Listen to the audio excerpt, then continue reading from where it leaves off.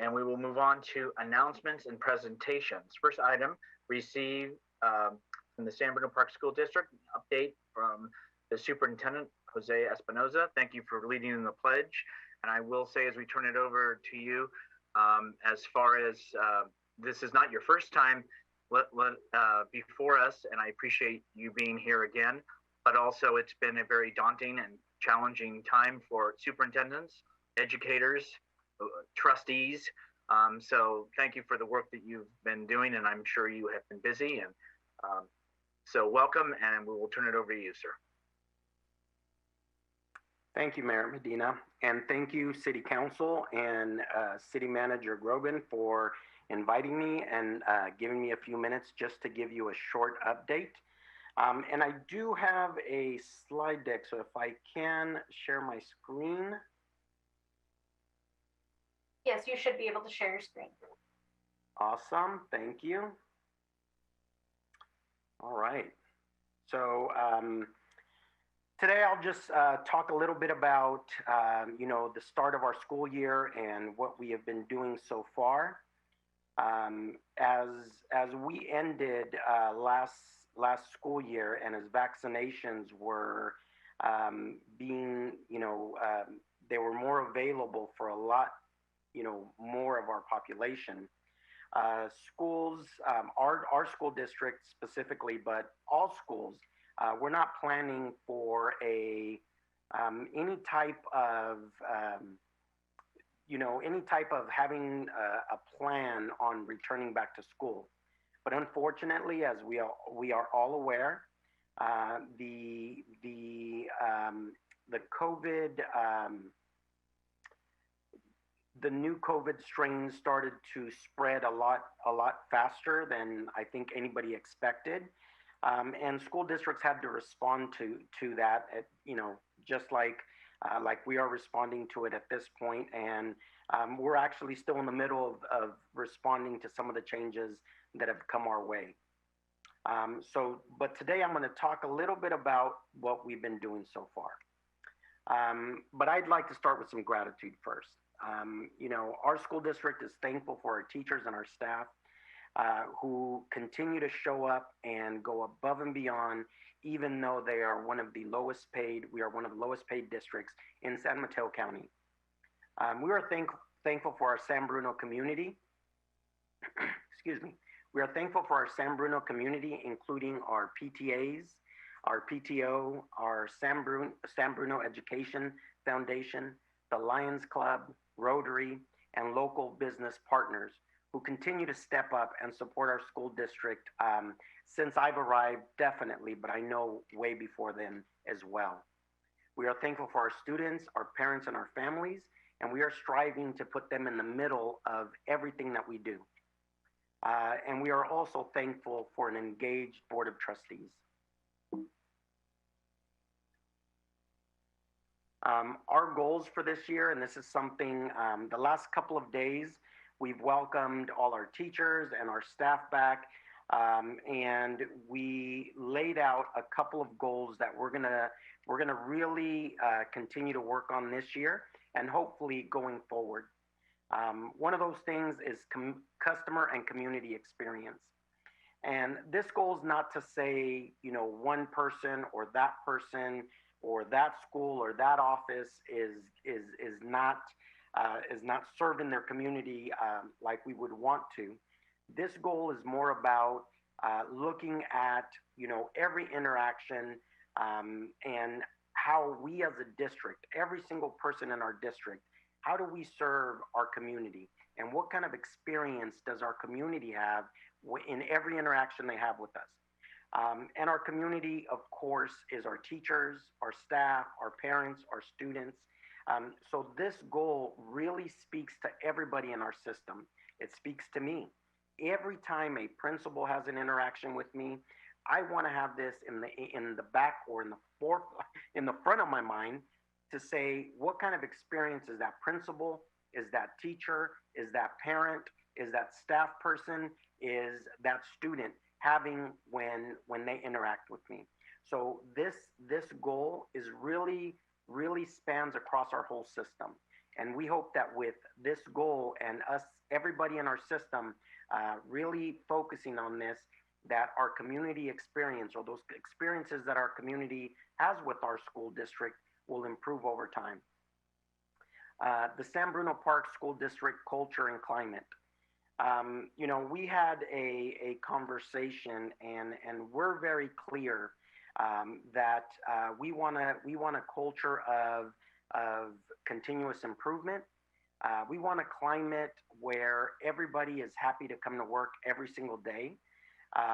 We want to make sure our students are happy to come to school. Our teachers are happy to come to teach. Our staff members are happy to come every single day. We know, and I think we all have maybe that friend that's going to critique everything, even the most perfect, whatever it is. There's going to be a critique for that. But if we're always in that mindset, then our culture and climate is going to stay in that area. We really need to focus on the positive things, because I can guarantee you that positive things happen every day in our district, every single day. But unfortunately, we haven't been really good about sharing those positive things. And we really want to focus on sharing those positive things, supporting all our staff, teachers, principals, all administrators, all staff members, supporting our students, supporting our community, and really improving the culture and climate of our district. And the other goal that we want to focus on, student achievement and the San Bruno Park School District continuous improvement through teamwork. Teamwork is something that we have started talking about, at least since I arrived, but I'm sure it's been talked about before. And it's something that if we're going to truly improve our community experience, if we're truly going to improve culture and climate, it's going to take us working as a very effective team, from every staff member all the way down through our school board. And this is something that we're going to work on. These three areas we really want to focus on this year. We're going to meet to talk about how we're going to do that as a district, and hopefully our community will see that. They will be able to see some of these things in action, and I hope that just as when somebody reaches out, with the concern, I hope they also reach out and say, you know what, I really noticed that that our district is working on improving, the community experience for everybody. So hopefully that will happen as well. All right, now I will go over some of the must-dos. So like I said, over the last 2 days, we've welcomed our staff. We're getting ready for everybody to be here. And there's some things, because of the spread of the variant, there are some things that we want to make sure that our community is doing. The number one thing we want to make sure that every person in our community has a responsibility and takes that responsibility on to keep each other and our community safe by following mitigation strategies. Just knowing that, hey, I'm responsible for myself, for my family, for our school district, for the greater San Bruno community, to make sure I'm following these mitigation strategies. We want to make sure that everybody's monitoring their family's health and keeping their children at home if they're experiencing any COVID-related symptoms. And I will share this presentation, because there is a link to what are some symptoms that are there. I have a couple of links here, so I'll share the presentation, and you guys can post it on your agenda, hopefully. We want to make sure that everybody's completing a symptom screener daily. All students, before they come, or parents, before students come to school, should complete a symptom screener for those students. And we're really going to, our schools, our district is really going to, keep reminding everybody. And we really hope that everybody remembers in the morning and does their symptom screener, so that we know that we are monitoring the health, and we're monitoring symptoms, and we're not accidentally spreading the variant when it's not necessary, or it's never necessary, but we're not accidentally doing that. We want to make sure that anybody that comes to our campuses are wearing protective masks while on any of our campuses, not just while you're indoors, but anytime you're on our campus, we're asking that you wear protective masks. And last but not least, we're asking that everybody follow the San Bruno Park School District Plan for In-Person Instruction, which we've emailed out to everybody. I believe next week, and I think it's on Wednesday, we're going to have a question and answer for our community around our plan for in-person instruction. But it's also posted on our website, and there's a link here, so hopefully everybody will be able to see that and review it. Some of the things that are in process now, vaccination verification. There was a change that the governor signed that said, that we need to, that everybody should be vaccinated, and individuals that are choosing not to be vaccinated, they're going to be tested weekly.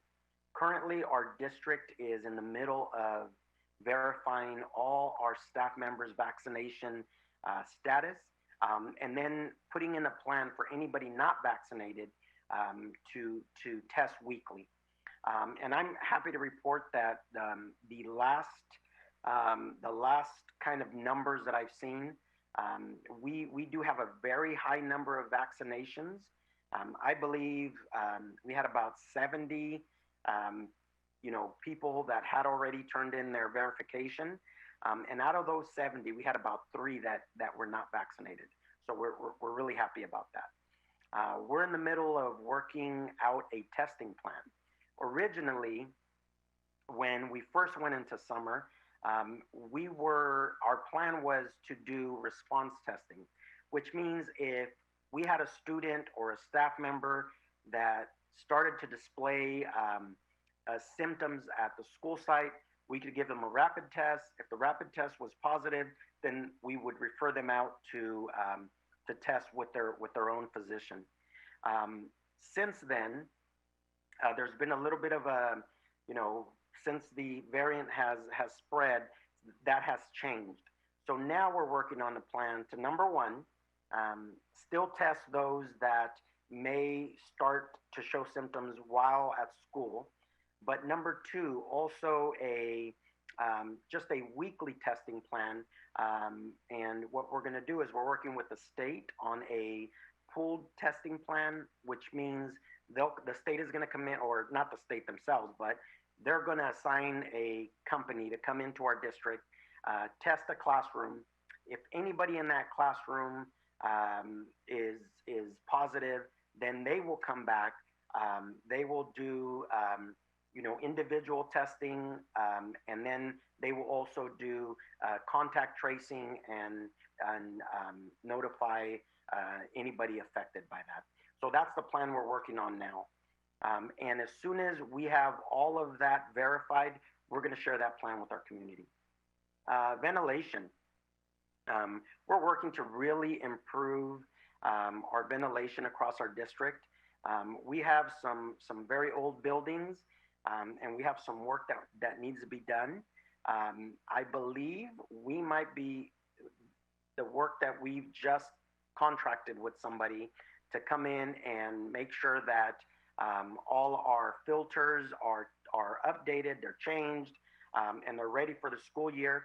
I believe that's complete, or else we're really, really close to completing that.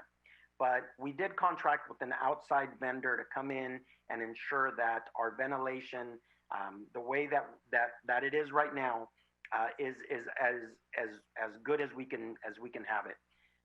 We are also looking at other avenues, grants possibly to update some of our ventilation systems. But in the meantime, we've also purchased air purifiers for every classroom. Now, when we purchased these air purifiers, they didn't have enough for us to purchase them for our cafeterias, for our libraries, all the common spaces. And I believe we have already put in a an order for those, or we're in the process of doing that, and we hope to receive those as soon as possible. Independent study, another curveball that came at us pretty quickly. We are finalizing our independent study program, and we have roughly 40 students that or families that have requested independent study, and we're working through the request. Independent study was really intended to serve students that had any health concerns, and we're working through the families that have requested that to ensure that we're serving the community that it was intended for. And you know, we're working directly with the families that have requested independent study. All right, our commitment, last but not least. Our district firmly believes that strong public schools are a foundational part of every strong community. Every staff member in the San Bruno Park School District is committed to give their best daily to support our students, families, and the San Bruno community. And we are striving to make the improvements we need so that our city is proud of their school district. Thank you.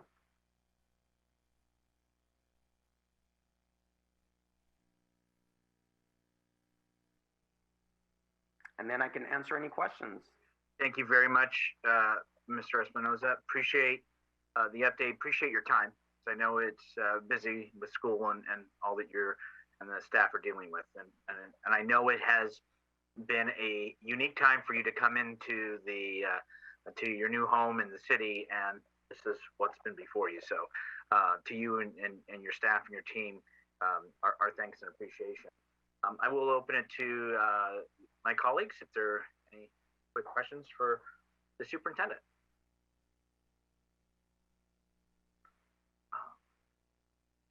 May I please start with Councilman Mason? Thank you. I just wanted to thank the superintendent for his comments. There was an article a couple of months ago saying that probably the hardest job throughout COVID has been that of a school superintendent, followed by staff. So thank you. And we just got our teacher assignments this morning.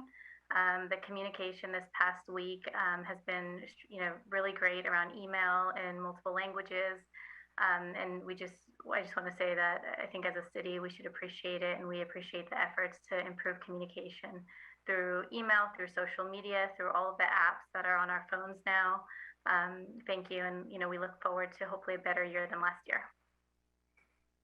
Thank you. And as far as you're talking about communication, I do want to take an opportunity to share that our district is going through some really big changes. We are changing our student information system. And so our communication has been a little off because as we're transitioning, all the emails are not transitioning over the way it should, right? It shouldn't have just transitioned right over, like no bugs. That should happen every time. But of course, we're working through that. And so we really want to make sure that everybody understands it's not that we've dropped anybody or we're not wanting to communicate with you. We're going through a transition, but we're hoping that with our principals communicating as well, as much as they are, that we're reaching everybody. So if there's anything that somebody doesn't receive and they realize a neighbor received it or a friend received it, please reach out to us because we need to make sure that your email is in our system. So thank you. Vice Mayor Medina. Yes, thank you, Superintendent Espinoza. It's great to see you here tonight. Just wanted to express my appreciation for your efforts, the staff efforts. You can't have a great city without great schools, and just wanted to express my full support, and I'm sure our colleagues' full support, and having a really great year. So thank you for all you're doing. Councilmember Hamilton. So I just want to echo my colleagues thanking you for coming to present to us, and echoing the sentiment that our city organization and the school district are separate organizations, but we rise and fall together. and the success of the school district. If the school district is successful, that's a win for the city, which is a win for all of us. So we're wishing you a successful school year for you, your staff, and of course for all the students. Thank you for coming. Thank you. We do have a member of the public who wants to ask a question or speak to Mr. Espinoza, City Clerk. Yes, Jim Evangelist.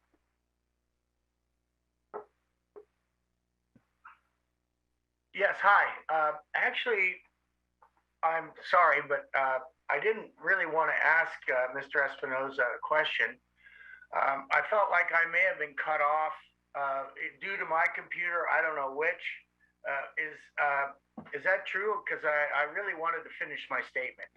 Did I get it finished? I have no idea. I'd have to pull up the letter to see, but the city manager does have your letter, and that certainly can be forwarded to all of the colleagues who will do it tonight. Did all the other council members get my letter? I mean, did they all hear the ending of my statement? Mr. Evangelist, we waited a little bit. I don't know if it was a final comment. Right now we're on Mr. Espinoza, but what I will do, as soon as our meeting's concluded, I'll forward email. Well, I'm not, honestly, I'm not blaming anybody. It's just that there's a technical glitch here, and I feel like possibly I didn't get to finish what I wanted to do, which is, it's nobody's fault. Just I understand. So what I will do so that they all have it, city manager has it, staff can go ahead and send it to each member of the council, and I will also make sure that gets done before the end of the evening, or it is the end of the evening, but before going to bed tonight. So all right, they will have it. Thank you, Mayor. And, you're welcome. Mr. Espinoza, I'm sorry to interrupt this situation. It's the only way I had of getting contact with anybody. I apologize to everybody. No need to apologize, and I'm sure, as the colleagues have said, and Mr. Evangelist and the community is very appreciative and thankful for your time being here, as well as the task that you've had and the year that embarks, and we're all standing with you for a successful and enjoyable school term. Thank you. All right, good night. Okay, again, enjoy your evening, get some dinner, sir.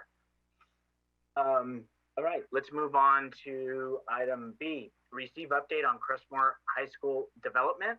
I'm going to turn this over to our city manager for an update, please.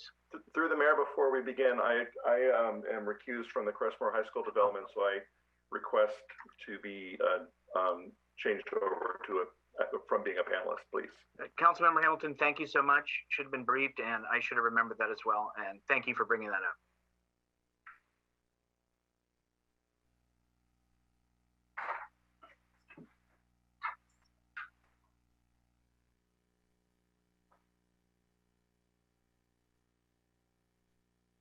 Good afternoon, Mayor Medina, members of the City Council, public, both watching on Zoom and at home. Javon Grogan, City Manager. I am here joined tonight by Craig Whittam, a consultant that has been assisting the city with the Crestmore development, and our Community and Economic Development Director, Pamela Wu, is also available for any questions. So we have prepared a brief update for the council and the community, and let's begin. So the objective is we'll give a little background on the site. We'll give some information on the site's development status. We will discuss the city's role and the city's role in facilitating development.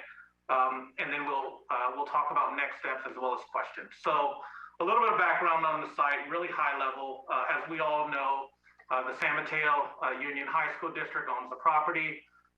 The high school ceased operations in 1983. However, the site remained active until just about 2 years ago as with leased property and Peninsula High School that just opened. The site is approximately 40 acres, approximately 25 acres are developable, could be as low as 20 depending on the configuration and residential appropriate open space. An important note is that the site has been an amazing recreation resource for the community for many years, especially youth soccer. We know the San Bruno Soccer Complex for many years has utilized the former football and baseball field on the site. However, the Union High School District restricted access to the site in 2020, citing COVID-19 concerns and prevention. That has changed as of late. The district did agree to temporarily reopen the site for soccer for the fall 21 season. And the district is working with the soccer community, and district staff is maintaining and renovating the grass area during the closure. If any of you have been up there, I know a number of council members have been up there. The conditions of those soccer fields deteriorated significantly with overgrown weeds and gopher holes. And it is district property, and the district is in the process of rehabbing that. Long-term recreation use is to be determined pending the future site planning. We'll talk about that. And it's important to note that the city's general plan does require preservation of the playing fields as what's called privately owned, publicly available space. That is 12 acres. We'll get into that in the presentation. It's also important to note that the city did establish a subcommittee of Councilmember Mason and Mayor Medina to work with district officials. They met several times over the past year. A lot of honestly fruitful conversations, and in large measure, the district's agreement to reopen those soccer fields to the community was in large measure to the articulation from members of the subcommittee. Now I'll turn it over to Craig Whittam, who will go through a few slides, first beginning with development status. Thanks, City Manager, and good evening, Mayor and members of the council. I'll run through a few slides here to get the council and the community up to date. As you're aware, back in 2019, the school district declared the property as surplus and issued a request for qualifications seeking a development partner. As a result of that RFQ, the district executed a purchase agreement with D.R. Horton, which is a publicly traded national home builder. That was in January of this year. In July of this year, D.R. Horton informed the city that it was no longer in contract with the district regarding the purchase of that property. And then most recently, the district posted a closed session agenda notice for 2 nights from this evening related to the real property negotiations, which indicates that the district is discussing properly in closed session negotiation of price and terms of payment with another developer, Summerhill Homes. Next slide. A little bit about the city's role in processing a development proposal. The zoning of the property is R1. Importantly, there is a general plan policy that was established some years ago with a 12-acre recreation requirement that's specifically in the general plan. So any development that included less than 12 acres just dedicated to recreation use would require a general plan amendment. A little bit about cooperation with D.R. Horton. Staff engaged with D.R. Horton shortly after they entered into a purchase agreement with the school district. A preliminary review application, which is a common process for a development such as this, was submitted. Staff provided preliminary feedback on the preliminary application. And then subsequently in the May-June period, we established regular status calls with the developer to review development issues and attempt to cooperate with the developer as it moved forward. We had hoped for a formal development application, but that did not happen. Next slide. How can the city best facilitate development? Most importantly, in a case like this, where you have a regional or local peer agency with a piece of property that needs to go through the city entitlement process, cooperation is most important. We continue, the city manager, to engage with the superintendent, and we are hopeful that during this next engagement between the district and a new developer, that cooperation is enhanced. Another point is that we believe will facilitate a positive engagement with this new developer is to proceed with an economic analysis to quantify the value of that general plan recreation requirement.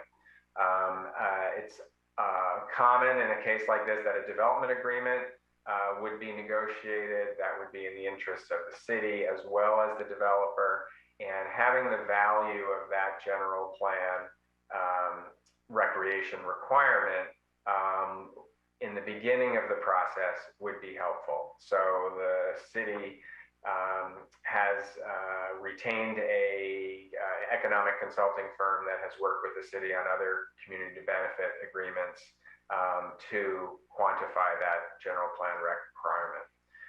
Another option which the city has not proceeded with would be to create development standards for the site that would be established, that would provide more certainty to the developer. And as we know, this could be completed with or without the participation of the property owner, and it could provide more certainty to the developer in terms of the number of acres for recreation fields, whether the city would consider less than 12 if the developer provided additional resources for enhancements to recreation fields elsewhere in the community, as an example. So that is another option in terms of how the city could facilitate development in the future. Next slide. In terms of next steps, the proceeding with the economic study, as I mentioned, valuing the general plan recreation requirement, that will be important resource and value for both the city and the prospective developer. The city staff could return to the city council with what the creation of development standards would look like, options, as well as cost estimates. That would be something that proceeding with the creating development standards on the property would be something that the city council would have to authorize at some point in the future. As I mentioned earlier, most importantly, continuing to offer cooperation with the school district and a new developer. With the new developer, we believe that it would be in everyone's interest to engage with the district now and the developer, even in advance of them having consummated a purchase agreement. We also think that given the high profile of the site and the long history of the site as an important resource for the community, the recreation and the soccer and recreation community, that providing city council, brief city council updates such as this and engaging the city council committee as needed will be important to ensure that you are kept up to date on the process. And that, I believe, is the last slide. And we turn it back over to the city manager. Yeah, so thank you, Craig. And let me close out by stepping a little bit on the balcony here and putting what we're talking about in context. And so while the site is owned by another public agency, in many ways, certainly for the city's entitlement process, it's almost analogous to the site being owned by a private property owner. And so it's also important to note that the city staff has been engaged with the San Mateo Union High School District before they release their RFQ during the process as they were reviewing proposals. And we stand ready and willing to sit down with either the Union High School District and or their selected developer on how to maintain the principles of the general plan recreation requirement of 12 acres or look at modifications. And the council will know that we had prior conversations with the district where the district was going to fund a study to look at potential recreation, both on-site and off-site options for soccer. The district chose not to do that, and we brought it to the city council to undertake that work. Similarly, in the conversations that we were having with the developer, there was a willingness to engage in this economic study that Craig Whittam mentioned. But now that that developer has dropped out, the city is taking on that effort. I've authorized that because I believe it is extremely important that we know the value of that general plan requirement. And we do know that with any developer that steps forward, we will be negotiating around a general plan amendment. And having that information and having it readily available is extremely important for the city. And lastly, with regard to developing development standards, it is something that we're looking into. There will be a cost to this effort, and we are looking at ways to have that cost reimbursed by the future property owner, either in a fee that will be applied to that area or another mechanism. It's also important to note that we engage the services of Craig Whittam under a reimbursement agreement with the developer. And so now that that developer has backed out, the city is in a position where we need to make a decision on where we go from here. We stand ready, willing to talk about that recreation requirement, but we also need to be prepared when that happens, which is why valuing those acres is an important process. And so we will complete the analysis on the development standard process and bring that to the city council with both cost estimates and an analysis of the pros and cons and how long that process will take. Thank you. Okay. If we could not do the share screen at this time, please.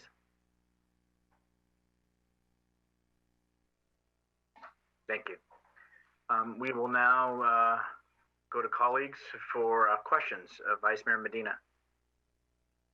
Yes, thank you, Mr. Mayor. I was wondering if, because I believe all of council got a couple of emails about the condition of the fields, if staff could provide some background on the historical field maintenance agreements that were up there, who was responsible and who did what, and at what point did the city was no longer involved? That's my first question, Mr. Mayor.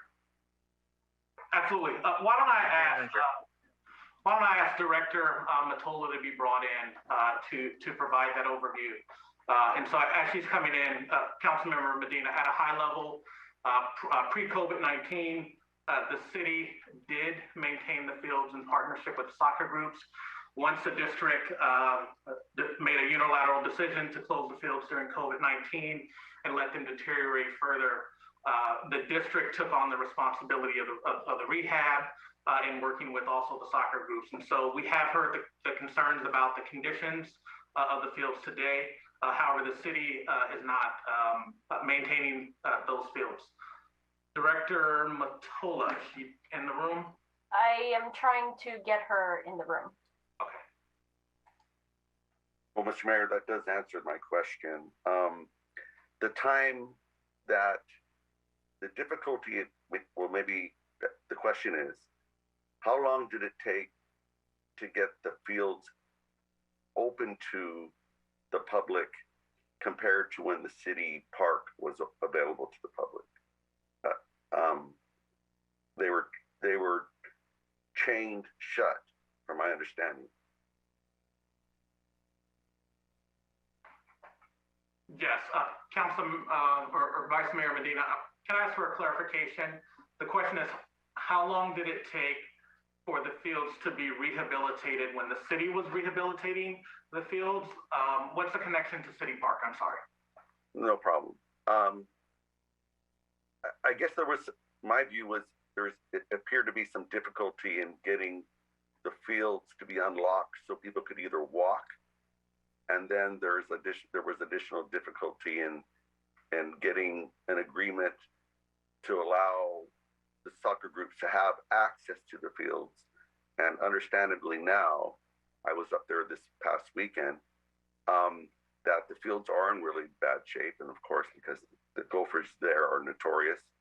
And I'm understanding that the soccer groups are working with the district staff to get them in a playable shape. So it just seemed like there was some difficulty, and I'm sorry for not being a little bit more clear on this. This is the council's first public information that we're getting regarding the subcommittee that was meeting, and so that's kind of where I guess this question is just kind of a little hard to articulate. It just seems like the communication there wasn't coming forward readily. And why? What was the problem?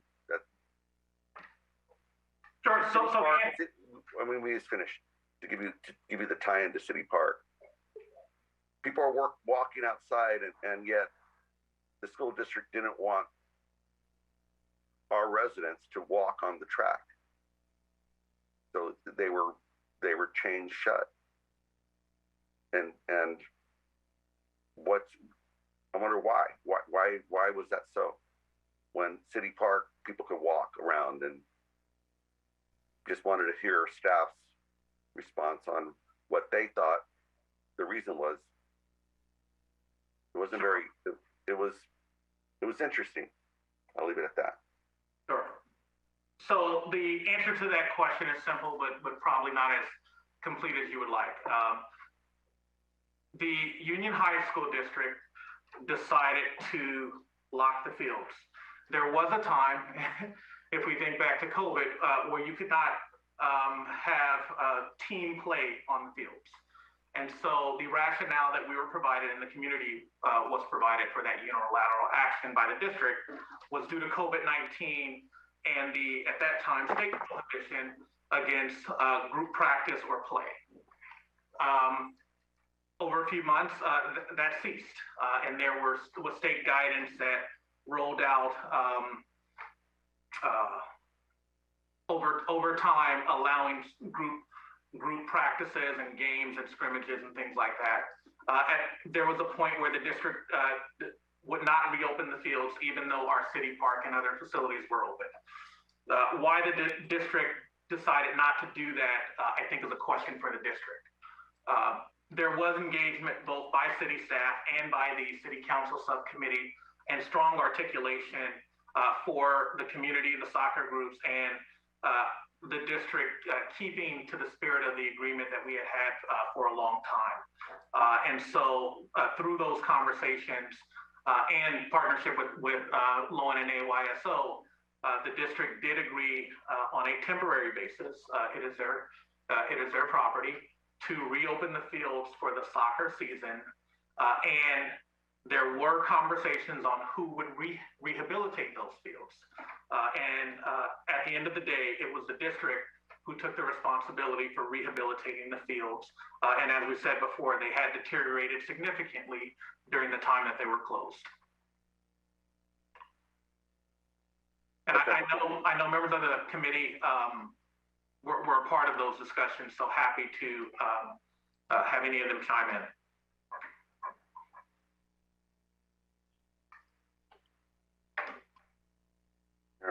Mr. Mayor. Thank you. Did that answer your question on that one? Yeah, that's fine. You had more. Yeah. What could be shared about the reason for the sale not being completed?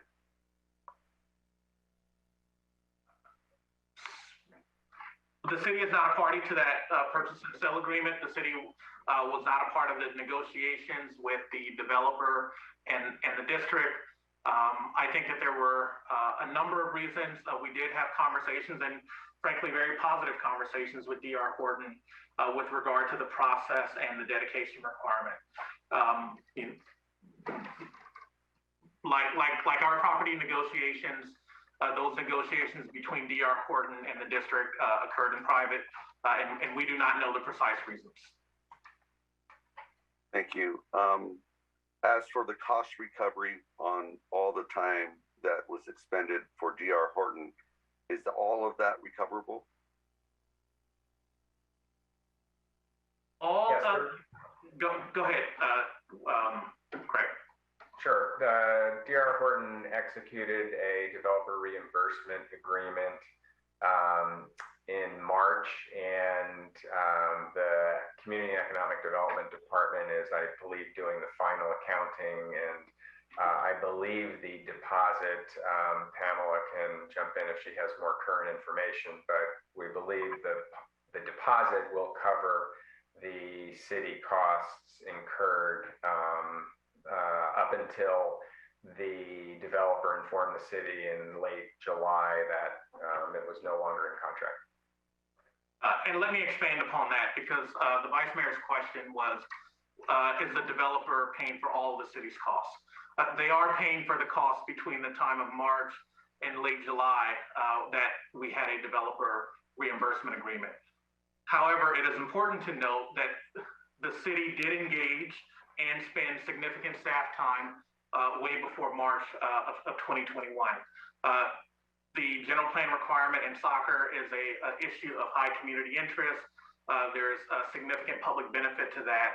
And during the council meetings and prior to the council meetings, there was significant staff time that the city expended in furtherance of the public benefit provided by soccer there, as well as there's a time now post the developer D.R. Horton no longer being engaged with the property, where we are spending resources to close it out, knowing that there will be a reactivation, and we're spending staff time and some consultant time analyzing strategy, as we talked about, with regard to the development standard process, so we protect the spirit of the general plan and the public good intended by the city's general plan.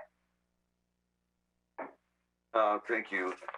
I'm just going to note that cost recovery will be at the new rates starting on September 1st. Yeah, so the city's fees did increase September 1st. And so whether it was D.R. Horton or a future developer, they will pay the new rates. Great. Those are my questions for now. Thank you. Councilmember Mason. Yeah, I just wanted to thank everybody for the follow-up, and just an answer to Vice Mayor Medina's question around closing the fields. In one of our 2x2 meetings, they did say that all the fields of the San Mateo Union High School District were closed at the same time.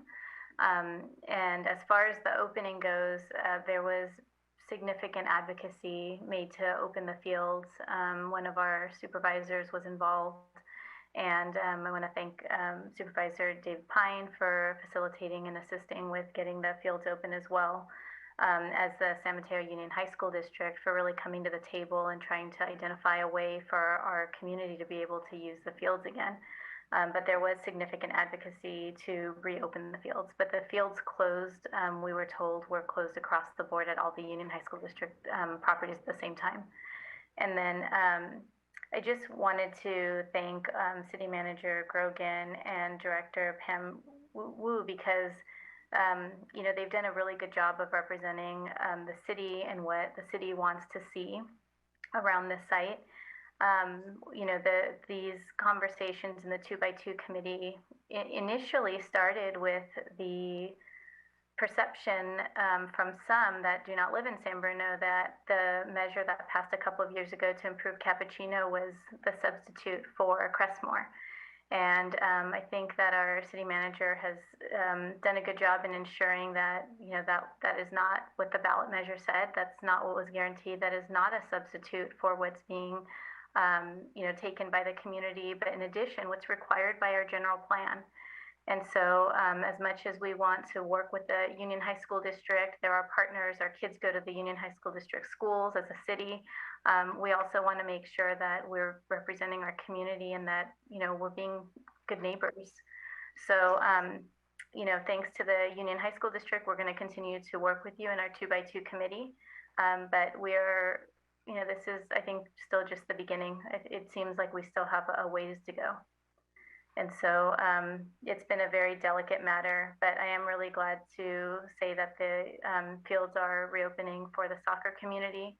And I just learned about the softball community through some emails this week. So I'm not quite sure what that schedule looks like, or I know city staff is looking into that further. But, hopefully working together, we're going to be able to come to some solution. So thank you. And to add on to what Councilman Mason said, yes, all fields were closed. Cappuccino did open prior to Crestmore, but then it was regulated what hours. There was only certain hours that you could be there. There had to be a staff member posted at the field in order to ensure that there was distance and all the rules were being followed.